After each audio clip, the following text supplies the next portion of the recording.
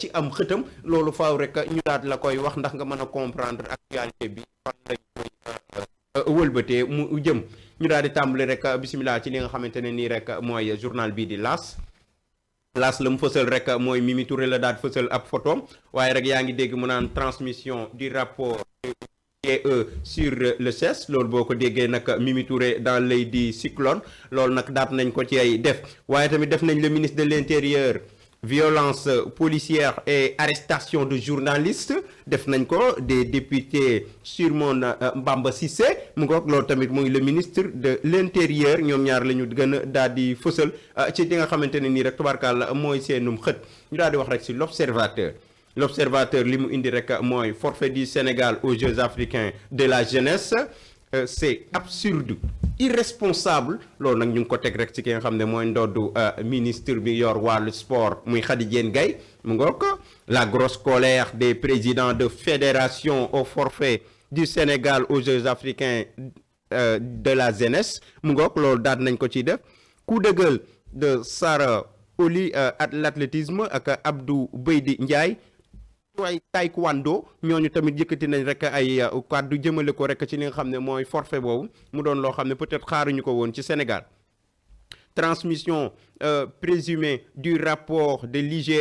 au pôle judiciaire financier ñu def photo njiitu réew mi ak premier ministre bi di Ousmane Sonko Diomaye Sonko à l'épreuve du dossier Mimi loolu day dana day war ci dossier boobu ma daal dem rek ci Sud Quotidien daal di def rek l'implantation percutante de valve voilà aéronautique du Sénégal une prouesse qui change la cardiologie régionale loolu la daal di gën a fësal ñu daal def rek li nga xam ne mooy wàllum paj mi mu ngoog waaye mu ngi wax rek ci CAN 2025 publication de la liste par Pape Thiaw quel lion pour la campagne du Maroc mu ngoog loolu def nañ ko loolu tamit ñu ngi koy xaar muy listu Sénégal bi war a teewal fële gaynde yi ca Coupe d'Afrique ba les échos lam xam ne rek mooy prostitution en ligne 3 administrateurs d'un site porno arrêté loolu de day na war mu ngoog loolu moom day na war ñu daan ñëw rek ci inculpé et placé sous mandat de dépôt depuis plus de 9 mois Tahirou Sarr enfin éditionné mercredi prochain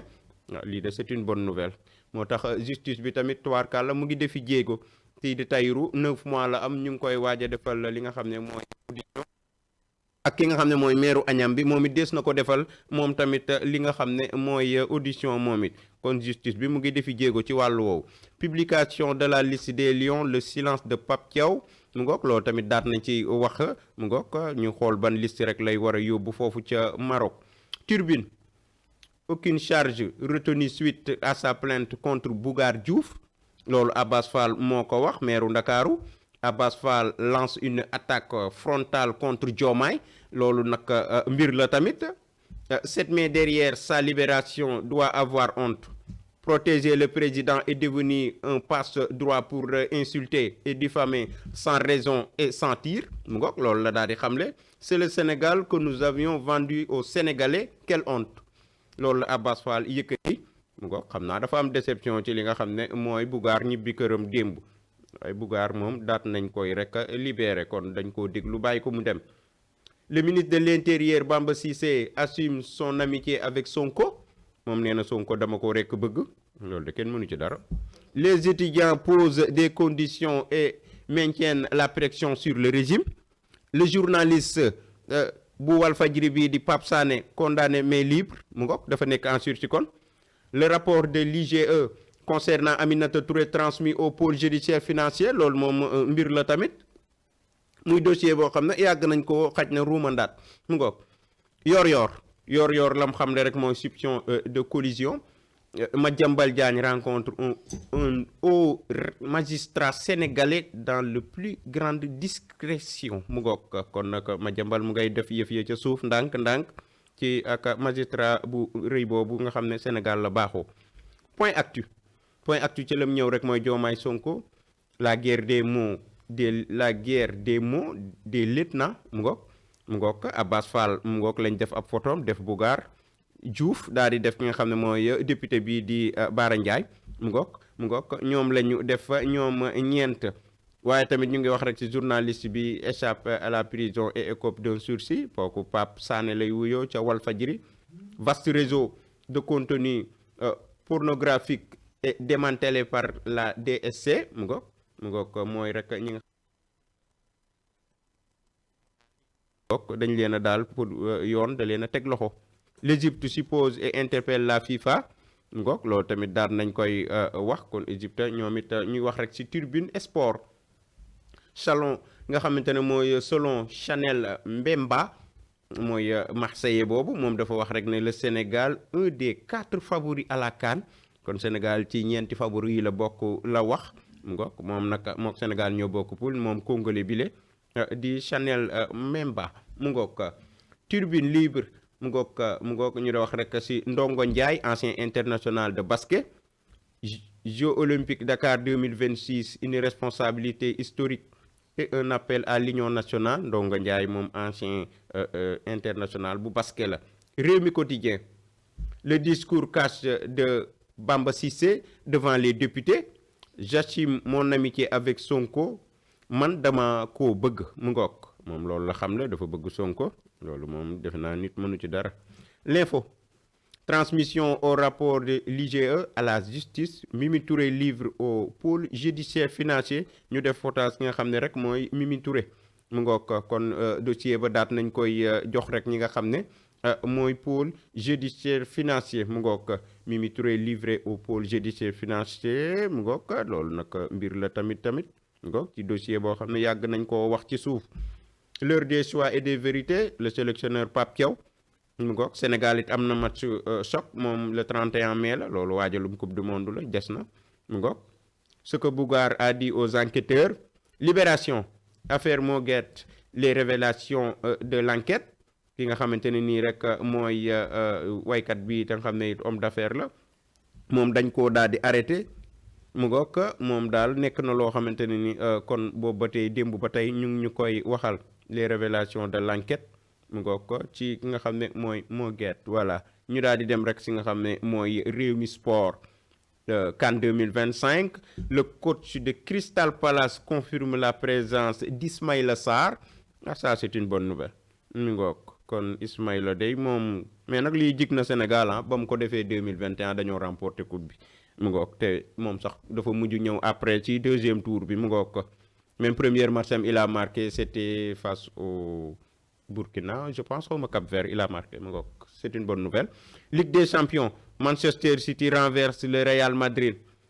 Manchester City bii day neexatul a dékku bu alaan boo xamante ne moom dafa ni muy nooyee lay dugale il marque comme il respire mu ngoog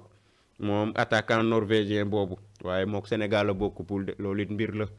ci coupe du monde. Le Point Cheikh Bara Ndiaye un modèle de loyauté de courage et de générosité de l'Assemblée nationale ñu daal di def nataalu Cheikh Bara Ndiaye moom la ñu tagg foofu kon. Walf Quotidien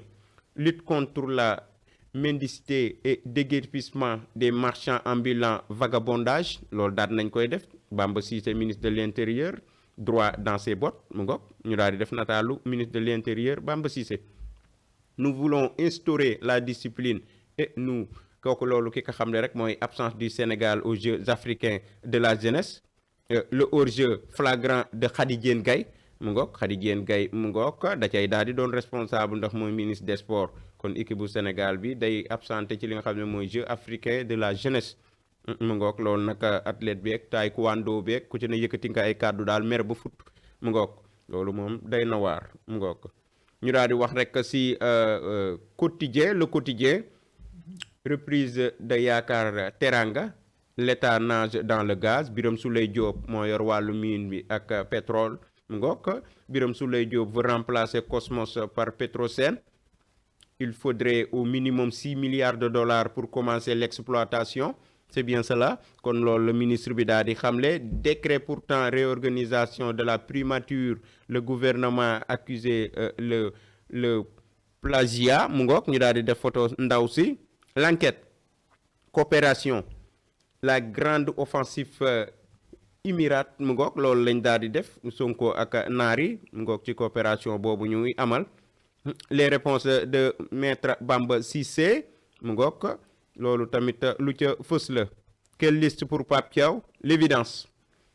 Démantèlement d'un réseau de prostitution en ligne mu ngoog loolu day na waar moom day na waar lool moom police bi moo ko teg loxo ay jigéen ñoo xam ne daal tubarkaal dañuy jaay seen bopp def ay vidéo yu demee noonu daat nañ koy saisir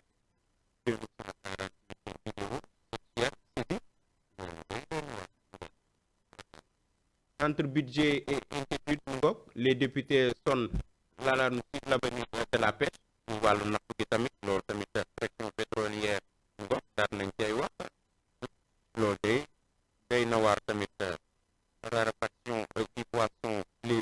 redoutent un impact sur la pêche artisanale loolu day na waar kon mu ngoog l'ouvrage de maître Djibril War consacré au président Macky Sall mu ngoog moom Djibril War day moom mu ngay sagal président Sall ci ab ouvrage mu ngoog loolu day maître Bamba Cissé promet tolérance zéro Bamba Cissé mi day dafa mel ni kaput réew de l'intérieur tolérance zéro da la woote ñu daal di wax ci record ñu def photo gaynde yi tubaarkàlla Iliman Ndiaye ak ki nga xam ne mooy Gana Gueye ak Nicolas Jackson mu ngoog ñuy jubilé l'ancien international Diomansy Kamara moom la mu xam ne rek mooy on espère ramener une deuxième étoile au pays Amin Diomansy moom daal mu ngay espérer Sénégal remporté waat ñaareelu étoile am mu ngoog mu gannaaw fële ca Yaoundé ñu daal di koy def fii ci Maroc les favoris Sénégal Maroc Algérie Nigéria et Côte d'Ivoire ngoog yooyu ñooy favoris yi kon ngoog loolu day mbir la surtout a mu ngoog moom tamit di wax rek ci TST démantèle un réseau et des groupes Telegram donc loolu mooy rek ci liñ ñëw sànq rek mooy soxna yooyu tubaar sànq Bougar Diouf libre après son audition par la sûreté urbaine mu ngoog Abass Fall arrange mu ngoog loolu mu ngoog la guerre des mots ba tàmbali na ci ñi nga xam ne ñooy ñi topp mu ngoog poulain yi day na waar kenn ku ci ne yaa ngay protéger rek koy Actu Sport Crystal Palace Ismaïla Sarr de retour ce week-end c'est une bonne nouvelle pour le Sénégal ak Pape Thiaw mu retourner avant la CAN mu ngoog Ligue des champions Manchester City renverse le Real Madrid Manchester City bii day dafa mel ni day bëgg a jàpp loxo nag Real Madrid nag mu ngi bëgg a dem ci li nga xamante ne nii nag mooy ca nga xam ne ay défaite la tegale dimanche Celta Vigo da ko gagné mu ñëw en Ligue des champions tamit Manchester City daanaat ko mu ngoog Direct News l'affaire Aminata Touré le rapport de l'IGE atterrit au pôle judiciaire financier ñu daal di wax rek si le contrôle du CESE une compétence exclusive de la Cour des comptes ñu def nataalu ki nga xam ne mooy soxna si Mimi Touré Le Soleil enfin une dizaine de mémorandum d'antenne signé hier Dakar Abu Dhabi mu ngoog ñu daal di wax rek si l'axe s'accélère mu ngoog ñu daal di def photo Mimi ki nga xam ne mooy Ousmane Sonko mu ngoog ak ki nga xamante ne nii rek mooy arabe bi di waa Abu Dhabi mu ngoog c'est bien cela loolu rek moo doonoon li ci gën a fës ci xët yi ñu daal di rek continuer ma daal di ànd ak ki nga xamante ne mooy Seynabou